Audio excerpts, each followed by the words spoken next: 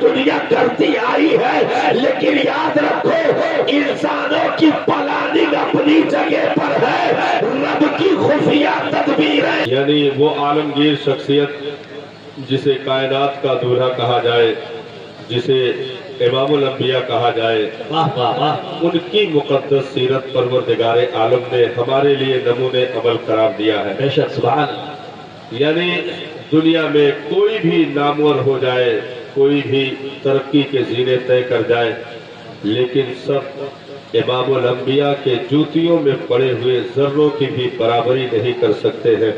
ایسی بلند و بالا ہستی کی اتباع اور پیروی کو پروردگار عالم نے ہمارے لیے نمونے عمل قرار دیا۔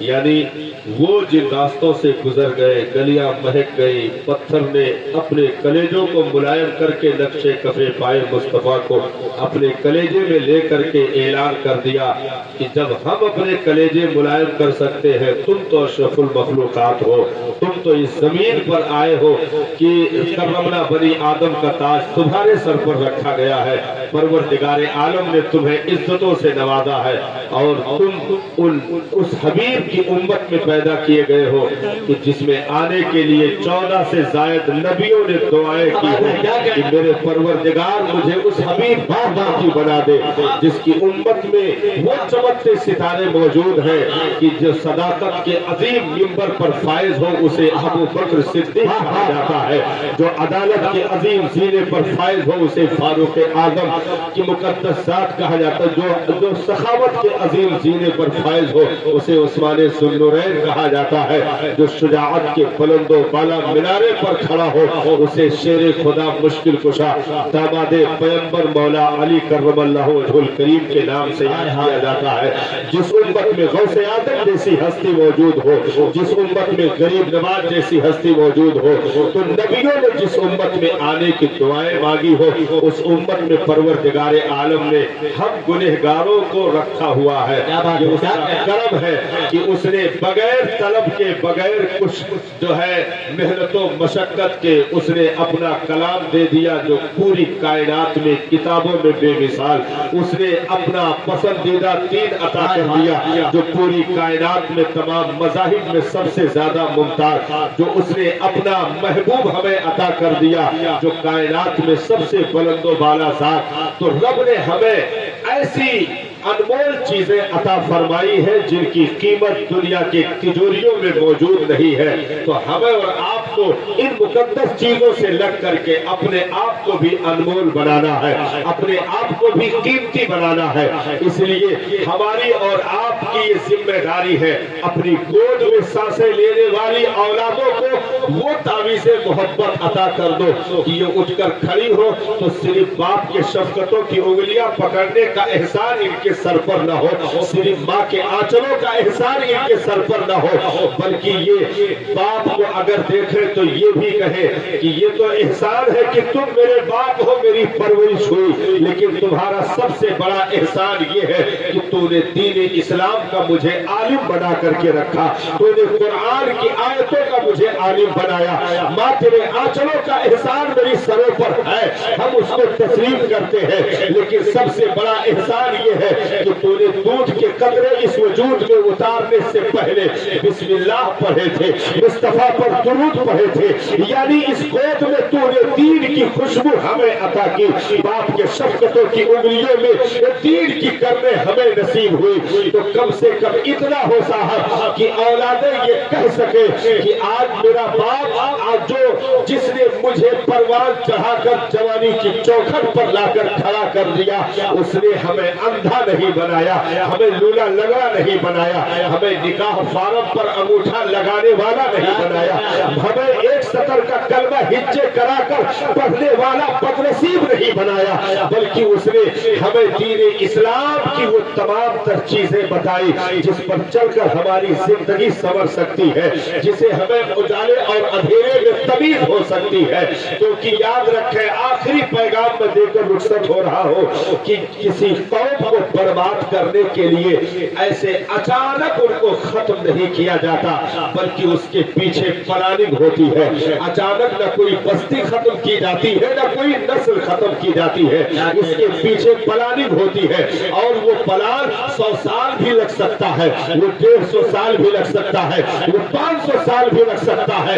याद रखो, ये प्लानिंग आज से नहीं चल रही है। पैगंबर के खाने में जहर मिलाने से लेकर के और हजरत सिद्दीक़ बासफा की खिलाफत में नबूवत के दावेदार बनकर खड़े होने तक और रेते करबला पर 22,000 की तादाद में उतरकर आले रसूल को मिटाने और दीन इस्लाम को मिटाने की साजिशों तक ये तमाम तर प्लानिंग दुनिया करती आई है। लेकिन याद रखो, इंसानों की प्लानिंग अपनी जगह पर है, रब की खुफिया तदबीरें अपनी जगह पर है। क्योंकि उसने अपने महबूब को जितनी चीजें अता की वो चंद दिनों के लिए नहीं, चंद सालों के लिए नहीं, चंद महीनों के लिए नहीं, बल्कि उसने अपने महबूब को किताब दिया सुबह कयामत तक चलने वाली, अपने महबूब को मज़हब दिया सुबह कयामत तक चलने वाला, अपने महबूब को शरीयत दी सुबह कयामत तक चलने वाली। यानी नबी की नबूवत का फैजान कयामत तक, कुरान की आयतों का ऐलान कयामत तक, मजहब इस्लाम की चमक कयामत तक। तो याद रखना, ये कौम भी कयामत तक रहने वाली है। ना कुरान मिटाया जा सकता है, ना इस्लाम मिटाया जा सकता है, और ना मुसलमान मिटाया जा सकता है। क्योंकि मुसलमान किसी होटल से खाई हुई बिरयानी वाली कौम का नाम मुसलमान नहीं है, किसी काल कोठरी में बंद होकर तैयार की हुई प्लानिंग का नाम कौम मुस्लिम नहीं है, या किसी ओट बैठ या साजिशों या सियासतों में उतरकर आने का नाम कौम मुस्लिम नहीं है, बल्कि मुस्तफा की दुआओं का नाम मुसलमान है, सिद्दीक़ अकबर के सपोर्ट का नाम मुसलमान है, फारूक आज़म की तमन्नाओं का नाम मुसलमान है, उस्मान गनी की सखावतों का नाम मुसलमान है, शेरे खुदा की शुजाअतों का नाम मुसलमान है। क्योंकि बद्र सहाबा ने अपने लिए नहीं, हमारे लिए लड़ी है, खंदक सहाबा ने अपने लिए नहीं, हमारे लिए यानी कौम मुस्लिम के लिए लड़ी है।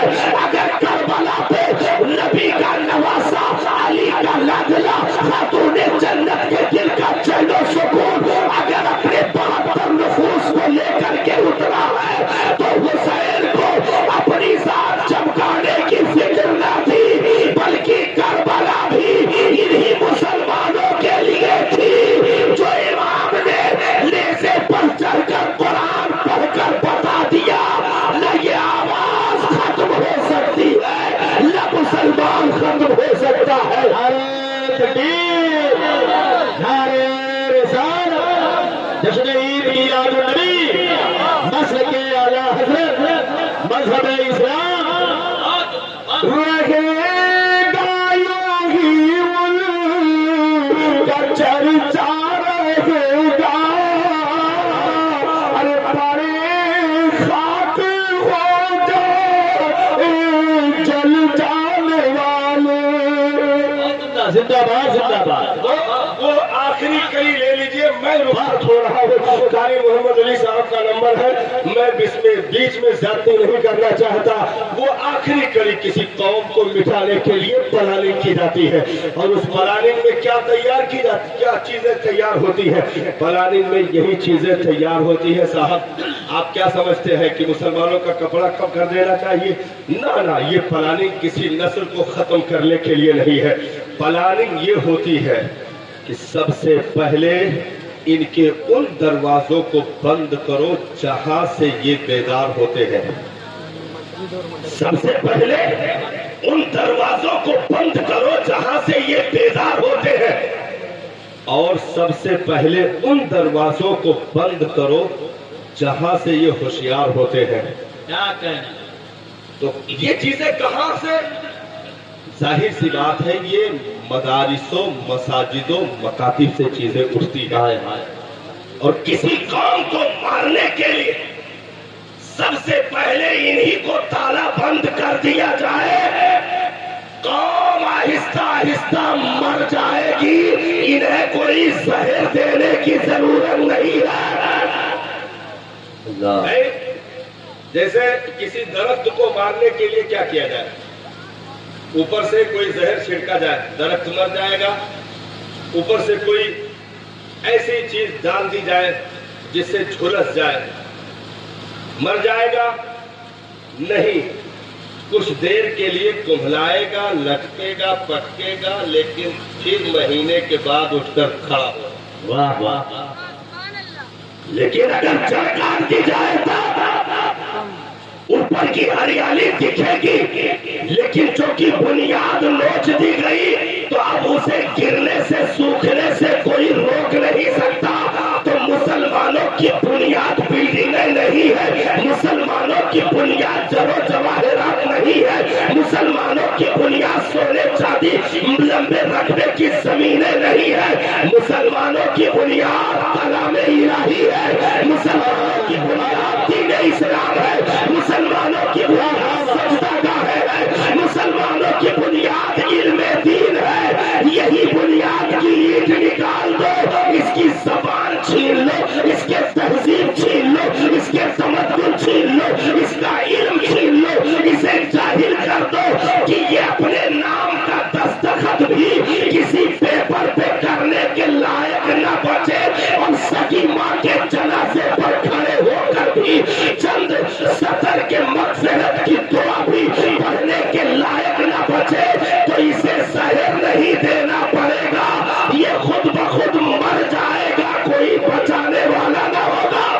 کیا بات ہے، واہ واہ۔ اور آخری اشارہ ہم کر دیں کرتبہ کی طرف، بہت خوشحال شہر جہاں پر ہر طرف سے قال اللہ تعالی رسول کی زمزمہ خالیہ ہوتی تھی، اور علماء، حفاظ، قراء، محدثین کی ایک الگ جماعت مہک رہی تھی۔ لیکن قرطبہ کو نظر لگانے کے لیے سب سے پہلے ظالموں نے کیا کیا؟ وہاں کے بسنے والوں کے دلوں سے علماء کی محبتیں ختم کی۔ سب سے پہلے عالم دین کا دشمن بنایا گیا قوم کو، کہ قوم اپنے پیسوں سے عالم کو ناپنا شروع کرے، قوم اپنی حیثیت سے عالم کو ناپنا شروع کرے۔ ارے ہم نے کہا پیسے کے برابر تم احد پہاڑ بھی کیوں نہ لا کر رکھ دو، دنیا کا کوئی آدمی بھی اس جوتی کو نہیں چھو سکتا ہے جہاں سے ایک عالم گزر گیا ہو۔ کیا بات ہے، کیونکہ ان کی شخصیت صدیقی سیف پٹھان کی بنیاد پر نہیں جانی جاتی ہے، ان کی شخصیت علم مصطفیٰ کی بنیاد پر جانی جاتی ہے۔ تو پہلے علماء کی محبتیں قوم کے کلیجوں سے نچوڑی گئی، اور اس کے بعد آہستہ آہستہ چھوٹے چھوٹے مکاتب و مدارس پر تالا لگایا گیا۔ قرآن پڑھنا بند، حدیث پڑھنا بند، سیرت پڑھنا بند، تاریخ پڑھنا بند۔ اب تاریخ کے حوالے سے آج ہماری نسلیں موجود ہیں، اگر تاریخ کے حوالے سے سوال ہو جائے صاحب تو تاریخ کتاب بھی ہماری نسلوں تک نہیں معلوم۔ ہاں، ان چمکتی ہوئی ہستیوں کو جو تاریخ کے پلنے پر آج بھی چمک رہے ہیں، کون ہے؟ سلطان صلاح الدین ایوبی، جنہوں نے بیت المقدس کے کلیجے پر کھڑے ہو کر کے اسلام کا فریضہ پھیلا دیا۔ کون ہے؟ سلطان نور الدین جنگی علیہ الرحمہ، جنہوں نے قسم کھائی تھی کہ منبر بیت المقدس میں رکھ کر جمعہ کا خطبہ نہ پڑھ دوں تو نور الدین جنگی نہ کہنا۔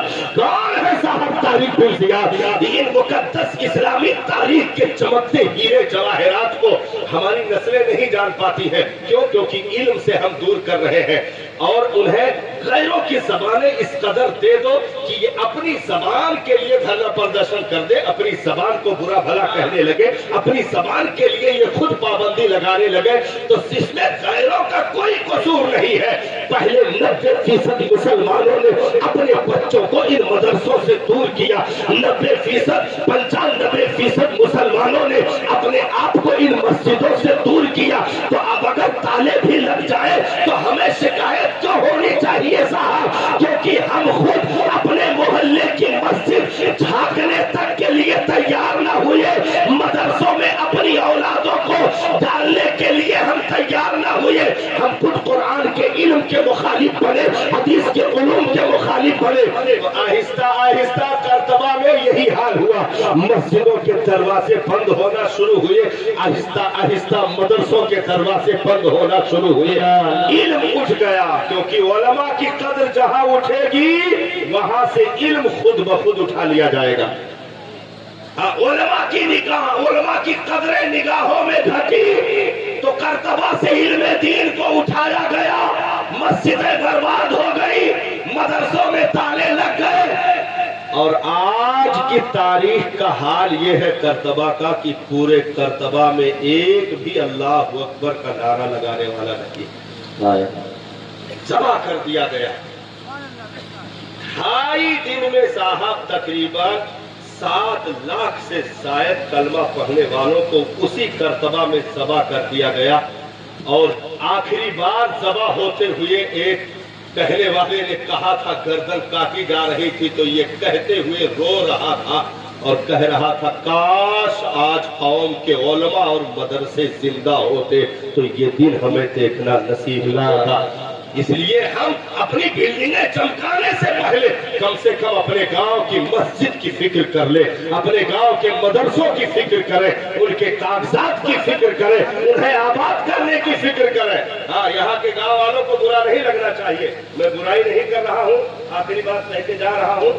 میں عشاء کی نماز پڑھنے گیا تھا مسجد میں، یہاں کی مسجد میں عشاء کی نماز ابھی پڑھنے گیا تھا۔ کیا حالت ہے یہ مائک پر بتانے کی ضرورت نہیں ہے۔ ایک صاحب تھے وضو کا پانی دے رہے تھے، ابھی ہاں وضو کا پانی دے رہے تھے، نل کا گلا سوکھا ہے، اس گرمی میں اس کو کاش کی کوئی 2 قطرہ دے دے تو اس کی جان بچ جائے۔ ہاں، مسجد کے نل کا گلا تک سوکھا ہے، ایک چوٹی میں پانی تک نہیں، اور پوری مسجد اور مدرسے میں جالے لپٹے ہوئے ہیں، اور حالت آپ دیکھ لیجئے۔ ہم نے کہا کہ بہت غریب غربا لوگوں کے گاؤں ہے، تو کہا نہیں الحمدللہ رب نے سب کو باحیثیت بنا رکھا۔ ہاں، میں آپ کی برائی نہیں کر رہا صاحب، ایک درد بیان کر رہا ہوں جو وہاں جانے کے بعد مجھے دکھا۔ ہاں، کم سے کم اتنے تو ہو صاحب، یاد رکھو ہمارے چوکھٹوں کی چمک اللہ کے گھر کی چمک سے محفوظ ہے۔ جس دن یہ بہاریں گاؤں سے اٹھا لی جائے گی، کوئی بھی سنگ مرمر کے ایوانے بھی بچنے نہیں پائیں گے، کیونکہ اگر گھروں میں ہمارے گاؤں میں بستیوں میں وبائیں اور بلائیں دور رہتی ہے تو 5 وقت اللہ اکبر کی صدا اٹھنے کی بنیاد پر دور ہے۔ کم سے کم اتنا تو سوچو صاحب، آج لپٹ گئے لوگ، آج آگ کی تپش یہ دنیا دیکھ رہی ہے کہاں تک لپٹیں پہنچی ہے، پورے شہر کی بربادی اٹھی تو جن لوگوں نے کہا تھا کہ یہ بند کرو نیندیں خراب ہوتی ہے، نیوز سب دیکھتے ہو معلوم ہے، اسی شہر میں ہاتھ جوڑ کر کہا گیا کہ اس آگ پر قابو پانے کے لیے کوئی کلمہ پڑھنے والا ہو اذان دے دے، اگر اللہ اکبر کی صدا بلند کر دے۔ جب پورا دیش کرونا کال میں جوجھ رہا تھا، لاشیں اٹھاتے ہوئے کندھے تھک گئے صاحب، قبر کھودتے ہوئے ہاتھ میں چھالے پڑ گئے، تب کسی نے کہا تھا اپنے اپنے گھروں کی چھتوں پر اذان دینا شروع کرو، یہ وبائیں ٹل جائے صاحب، یہ بلائیں ٹل جائے۔ اس لیے ان صداؤں کو کبھی خاموش نہ ہونے دینا، اپنے اپنے گاؤں کے ذمہ داروں نوجوانوں اٹھو اور اللہ کے گھر کو ایسا حسین بناؤ کہ جانے والا اگر 2 رکعت پڑھنا چاہتا تھا تو کچھ اور نفل بھی پڑھے، اور دعا ہے مالک اس گاؤں والوں کو سلامت رکھنا جنہوں نے رب کے گھر کو حسین بنا دیا ہے۔ معلوم ہے مسجد نبوی جب تعمیر ہوئی تھی، اندھیرا تھا صاحب اس دور میں، تیل کی مہنگائی اور ساری چیزیں جو ہے فرش نہ ہموار پتھریلی زمین اور کھجور کا پیڑ اور تنا، یہ ساری چیزوں سے بنائی گئی تھی۔ ایک دن ایک صحابی رسول نے لا کر ان کھجور کے جو پیڑ لگے ہوئے تھے جنہیں سپورٹ میں لگایا گیا تھا، اس پیڑ میں جاتے کھجور کا پتا کٹے تو جگہ ہوتی، اس پہ لا کر کے چھوٹا چھوٹا دیا اس میں تیل ڈال کر کے سب سے پہلے مسجد نبوی کے کئی پلر پہ انہوں نے لگایا. اور صحابی رسول کا نام حضرت تمیم داری ہے. حضرت تمیم داری نے جو چراغ روشن کیا، نماز کا وقت ہو چلا تھا. میرے آقا جب تشریف لائے، دیکھا اللہ کا گھر جگمگا رہا ہے، تو میرے آقا نے مسکرا کر دعا دی، یا اللہ اس کا چہرہ روشن کر دے، اس کی نسلیں روشن کر دے. جس نے تیرے گھر کو روشنی دی ہے، جس نے تیرے گھر کو منور کیا ہے، درد دل کے واسطے پیدا کیا انسان کو، ورنہ طاعت کے لیے کچھ کم نہ تھے. کرو بیان. السلام علیکم رحمۃ اللہ.